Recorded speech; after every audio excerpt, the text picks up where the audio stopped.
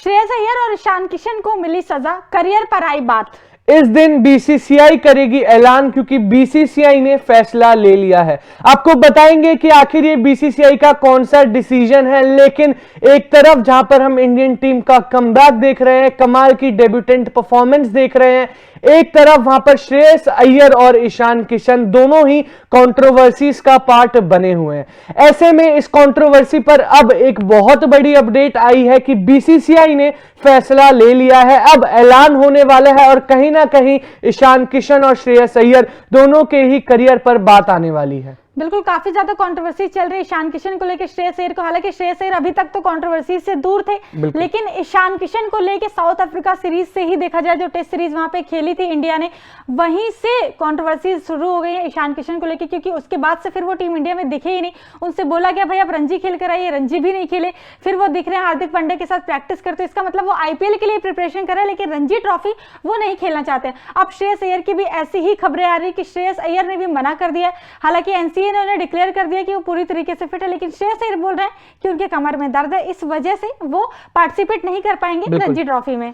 बिल्कुल, और ऐसे में श्वेता, ईशान किशन और श्रेयस अय्यर, इन दोनों पर बहुत बड़ी अपडेट ये है कि टाइम्स ऑफ इंडिया ने ये कंफर्म करा है कि बीसीसीआई ने सेंट्रल कॉन्ट्रैक्ट में कौन कौन से प्लेयर इस साल होने वाले हैं वो डिसाइड कर लिया है। कुछ ही टाइम में उसकी अनाउंसमेंट होने वाली है। साथ ही साथ उसी आर्टिकल में उन्होंने ये भी कंफर्म करा कि ईशान किशन और श्रेयस अय्यर ये दोनों ही अपना कॉन्ट्रैक्ट लूज कर सकते हैं, और कहीं ना कहीं बहुत ही खराब खबर है ये इन दोनों ही खिलाड़ी के लिए। अगर आपको बताया कि कंट्रोवर्सी की शुरुआत कहां से हुई, तो श्वेता जैसा आते हैं और कहते हैं कि भाई प्लेयर्स आजकल आईपीएल को बहुत ज्यादा प्रायोरिटी देने लगे हैं, डोमेस्टिक को इग्नोर करने लगे हैं, और कहीं ना कहीं उनकी भी बात सही है। फिर जैसा और बीसीसीआई ने इंडिविजुअल प्लेयर्स को मैसेज भी भिजवाए कि अगर आप इंडियन टीम के साथ नहीं खेल रहे हैं तो इसका मतलब ये नहीं कि आप घर बैठेंगे, इसका मतलब है आप अपनी स्टेट के लिए डोमेस्टिक खेलेंगे। लेकिन ईशान किशन और श्रेयस अय्यर, ईशान किशन खेलने ही नहीं गए रणजी ट्रॉफी।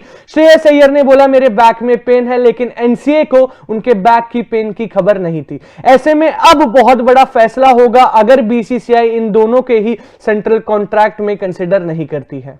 अगर ऐसा होता है तो दोनों ही खिलाड़ियों का करियर दांव पे लग जाएगा, क्योंकि अगर सेंट्रल कॉन्ट्रैक्ट से आप बाहर होते हैं तो फिर टीम इंडिया में वापसी मुश्किल है आपकी, फिर तो आप टीम इंडिया के लिए खेलना भूल ही जाइए। कहीं ना कहीं मेरा ओपिनियन इस पे ये है कि भाई ये दोनों खिलाड़ी जो है, अब अंदर की बात क्या है क्या नहीं है ये हमें नहीं पता, लेकिन सोर्सेस के अकॉर्डिंग जो न्यूज आ रही है उसके अकॉर्डिंग यही लग रहा है कि भाई आप बोर्ड से बड़े नहीं है, सबसे जो मतलब कि प्रमुख है, सबसे जो मेन है वो बोर्ड है। आपको बोर्ड की बात माननी चाहिए, जो बोर्ड कह रहा है वो भाई आप करिए, क्योंकि जो सारे प्लेयर खेल रहे हैं, विराट कोहली, रोहित शर्मा इतने दिनों से खेल रहे हैं, अश्विन इतने दिनों से, जडेजा इतने दिनों से खेल रहे हैं, आखिर ऐसा नहीं कि उन्होंने अपने करियर के इनिशियल फेज में चैलेंजेस नहीं फेस किए होंगे या उनकी बोर्ड से कोई अनबन नहीं हुई होगी, सबकी होती है। बहुत सारी न्यूज आती है, विराट कोहली की तो कितनी कंट्रोवर्सीज आई जब उन्होंने कैप्टेंसी छोड़ी थी, लेकिन इसका मतलब ये नहीं कि उन्होंने खेलना ही छोड़ दिया, कि बोर्ड की बात माननी ही छोड़ दी। ऐसे में ये दोनों बल्लेबाज खुद के पैर पे कुल्हाड़ी मार रहे हैं। बिल्कुल सही कहा श्वेता, कहीं ना कहीं आप जैशा और बीसीसीआई के डिसीजन को भी गलत नहीं कह सकते, क्योंकि डोमेस्टिक भी खेलना बहुत इंपॉर्टेंट है। हाँ। कभी कभार खबरें आती है कि भाई ईशान किशन जितेश शर्मा को जो आपने प्रायोरिटी दी थी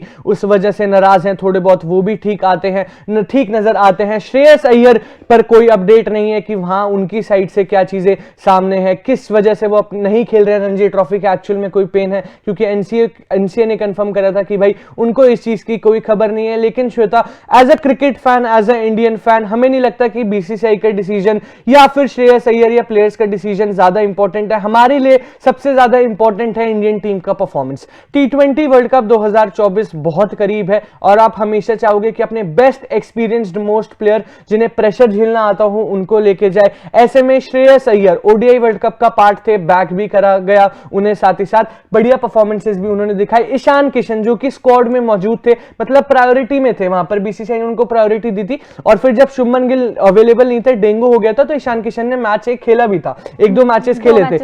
ऐसे में दो खिलाड़ी जो जो आपकी प्रायोरिटी थे वर्ल्ड कप में, अब उन दो खिलाड़ी पर आप बड़ा फैसला लेने वाले हो। क्या T20 वर्ल्ड कप 2024 से पहले ये वर्स्ट डिसीजन होगा? क्योंकि एट द एंड किसी भी फैन के लिए इंपॉर्टेंट है कि उसकी टीम कैसा परफॉर्म कर रही है, किसी भी डिसीजन का उसकी टीम पर कैसा इंपैक्ट पड़ रहा है। और हम सब चाहते हैं कि एक वर्ल्ड कप लूज करने के बाद हम T20 वर्ल्ड कप में कमबैक करें। अब ये डिसीजन किसके हित में जाता है, किसकी किससे क्या खता है, या किसको मिलेगी सजा, ये बहुत बड़ा सवाल है। क्या बीसीसीआई फैसला लेती है? आप अपना ओपिनियन इस बारे में बता सकते हैं कमेंट सेक्शन में। तब तक के लिए देखते रहिए तूफान स्पोर्ट्स। Like share subscribe. तूफान स्पोर्ट्स।